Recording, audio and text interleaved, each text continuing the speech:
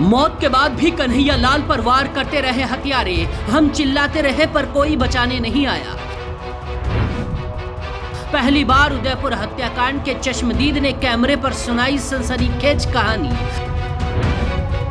आंखों के सामने हुई सेठ जी की हत्या, दहशत का वो मंजर याद कर आंखों में आए आंसू।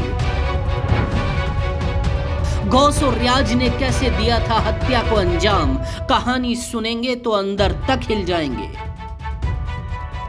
रियाज अटारी, गौस मोहम्मद, मोहसिन और आसिफ, कन्हैया लाल की हत्या में शामिल ये चारों शख्स सलाखों के पीछे हैं। शनिवार को जब इन चारों को कोर्ट ले जाया गया तो ये वकीलों के गुस्से का शिकार हो गए। वकीलों ने हत्यारों की जमकर पिटाई की और कपड़े तक फाड़ दिए। एक तरफ एनआईए हत्यारों से राज उगलवा रही है, दूसरी तरफ कन्हैया लाल की हत्या के चश्मदीदों ने ऐसी कहानी सुनाई है जिसे सुनकर आप भी सिहर जाएंगे। जिस वक्त रियाज और गौस मोहम्मद दुकान के अंदर आए उस वक्त दुकान में 3 लोग थे।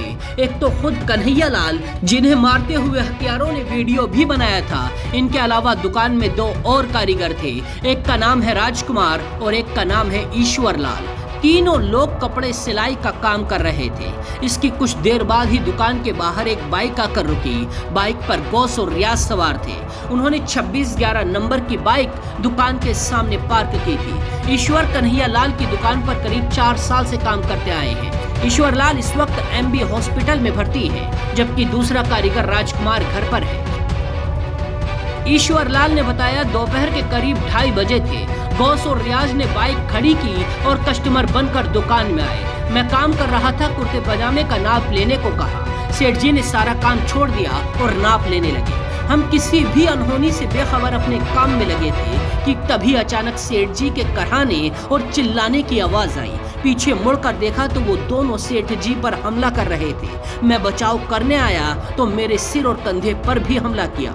मैं जोर जोर से चिल्लाया, लेकिन डर के मारे कोई बचाने के लिए आगे नहीं आया। इस वक्त राजकुमार ने भी सेठ जी की जान बचाने की कोशिश की, लेकिन सब कुछ इतनी तेजी से हुआ कि कुछ समझ ही नहीं आया। राजकुमार भी 8 साल से कन्हैया लाल की दुकान पर काम करते हैं। राजकुमार ने बताया कन्हैया लाल धमकियों से इतने डरे हुए थे कि उन्होंने डर के मारे सीसीटीवी कैमरे लगवा लिए थे। शुरुआत में नाजिम ने कन्हैया के खिलाफ एफआईआर दर्ज कराई थी, जिसके लिए समझौता भी हुआ था और सेठ जी ने माफी भी मांग ली थी। इसके बाद भी दुकान पर एक युवक और एक औरत आए थे। उन्होंने भी धमकी भरे अंदाज में सेठ जी को जमकर बातें सुनाई थी। कन्हैया लाल ने हाथ जोड़कर कहा था हमसे अनजाने में गलती हुई और हमने इसके लिए माफी मांग ली है। इसके बाद वो महिला और पुरुष वापस गए थे।